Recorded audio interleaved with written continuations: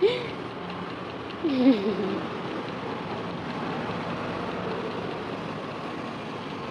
ំរាបសួរពុកម៉ែបងប្អូនមកទៀតហើយនៅក្នុងតអូបន្ទីនិយាយទៅធ្វើអីគេចឹងនិយាយថាគេទៅពាក្យថាស្រឡាញ់ចឹងណាបងអូនហ្នឹងហើយពីមុនអញ្ចឹងមិនបាច់ថាណាគេសំបីតែខ្ញុំនិយាយថាខ្ញុំពីមុនអញ្ចឹងស្រឡាញ់និយាយទៅស្រឡាញ់គឺអត់ដឹងថាយើងស្រឡាញ់ខ្លួនឯងមិនអញ្ចឹងណាពួកអីយើងនៅមួយខ្លួនយើងគ្រប់ពេលវេលាហើយពាក្យថាស្រឡាញ់ហ្នឹងគឺយើងមកដឹងពីខ្លួនយើងមកសរសើរពីខ្លួនយើងលើកទឹកចិត្តពីខ្លួនយើងហ្នឹងហើយនិយាយទៅទោះថាមិនថាពាក្យអីដែលថាវាធំដុំតសារគាត់ថាយើងបកកាយយើងឆ្លាតយើងអីចឹងណាបងប្អូនហ្នឹងហើយនៅពេលដែលយើងតសារនៅពេលដែលយើងលើកទឹកចិត្តខ្លួនយើងជារៀងរាល់ថ្ងៃគ្រប់ពេលវេលានៅពេលដែលយើងនឹកឃើញនៅពេលដែលយើងមានអ្វីដែលអត់អញ្ចឹងគឺយើងចាប់ផ្ដើមមកប្រូក្រាមយើងមកនឹកឃើញនៅរឿងដែលល្អគឺយើងនឹងទទួលបានដោយថាវាមានអារម្មណ៍ថាវាប្លែកណាបងប្អូនហ្នឹងហើយអញ្ចឹងគឺអានេះសម្រាប់ខាងអ្នកអនុវត្តច្បាប់ស្រុកទាញពួកអីសម្រាប់ខ្ញុំពីមុនអញ្ចឹងក៏ខ្ញុំមិនដែលថាអូនមកលើកទឹកចិត្តខ្លួនឯងសរសើរខ្លួនឯងមកអីហ្នឹងហើយសូមបើថាយើងធ្វើខ្លួនដែលស្អាតហើយមិនហើយក៏យើងមិនដែលថាវាពេញចិត្តនៅអ្វីដែលយើងកំពុងតែមានណាអត់ដែលពេញចិត្តទេគឺយើងតែងតែថានៅពេលដែលយើងមើលហើយអញ្ចឹងគឺយើងចាប់ផ្ដើមទៅមើលគេអ្នកដែលស្អាតនៅពេលដែលយើងទៅមើលគេអ្នកដែលស្អាតគឺយើងអត់ពេញចិត្តនៅអ្វីដែលយើងកំពុងតែមានហ្នឹងឯងអញ្ចឹងគឺយើងមកបដូរអីគេបដូរចឹងនិយាយថាយើងមកបដូរការគិតរបស់ខ្លួនយើងនិយាយទៅគឺយើងមកគិតថា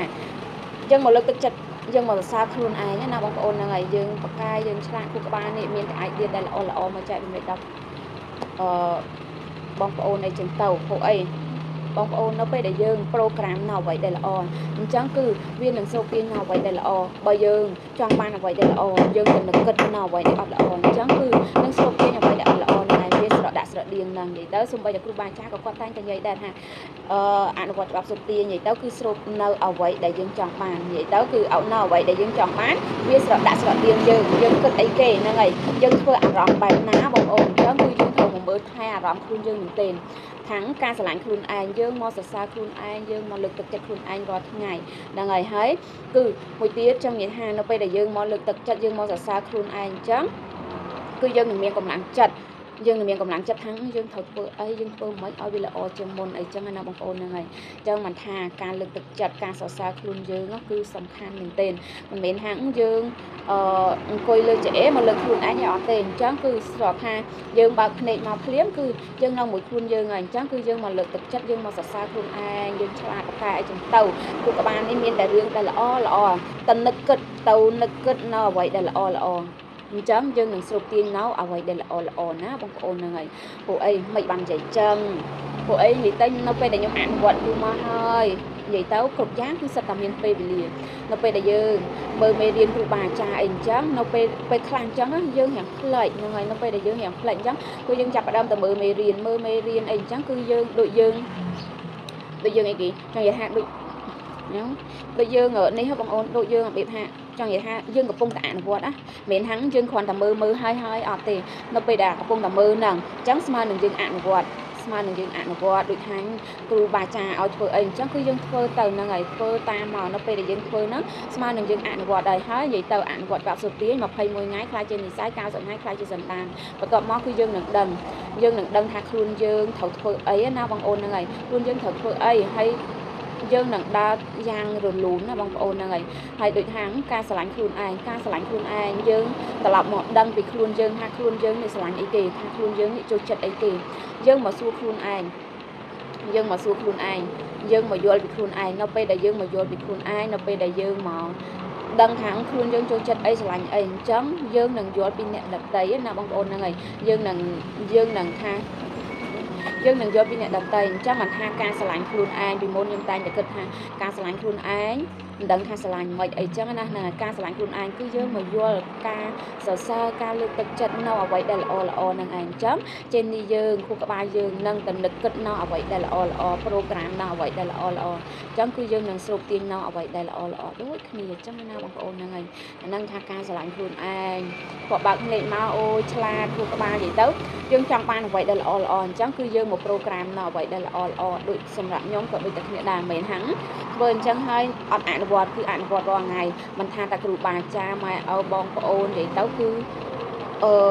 យើងត្រូវសម្លឹកដឹងបងគុណទាំងអស់សូម្បីថារបស់ដែលយើងមានប្រើកំពុងតែមានប្រើក៏យើងត្រូវតែរីករាយមកអរគុណដឹងគុណដូច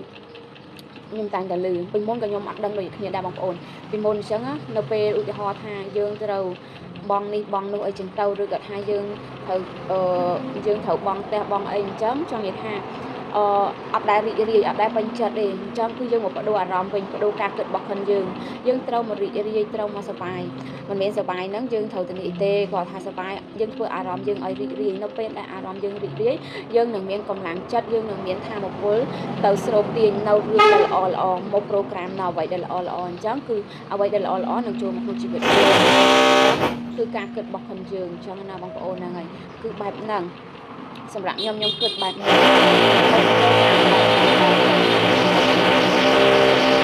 ខ្ញុំប្រូក្រាមបែបហ្នឹងប្រូក្រាមនៅអ្វីដែលល្អអញ្ចឹងគឺយើងនឹងស្រូបទាញនៅអ្វីដែលល្អចូលក្នុងជីវិតយើងអញ្ចឹងគឺនឹងថាការស្រឡាញ់ណាបងប្អូនហ្នឹងហើយដូចពីមុនខ្ញុំថាចង់និយាយថាការស្រឡាញ់អ្នកខ្លះគាត់មានប្តីមានប្រពន្ធអីចឹងទៅហ្នឹងហើយអញ្ចឹងការស្រឡាញ់តើថាគេអ្នកមានតើតាម៉ែឲ្យតើតាអីការពិតមែនទេបងប្អូននិយាយទៅការស្រឡាញ់ហ្នឹងខ្លួនយើងគឺលេខ1បន្ទាប់មកគឺអ្នកដែលចិត្តខ្លួនយើងនឹងឯង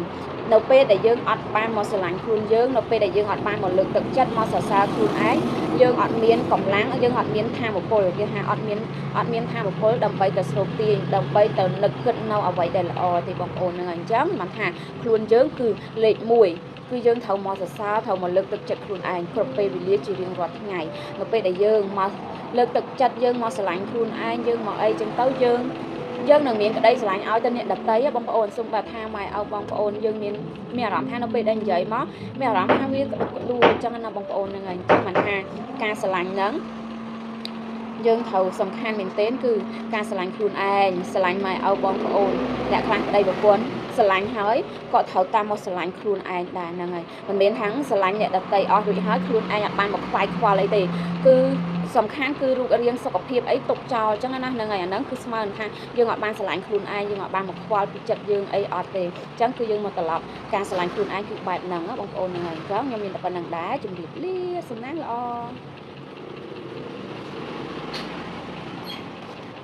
សំណាងល្អហេង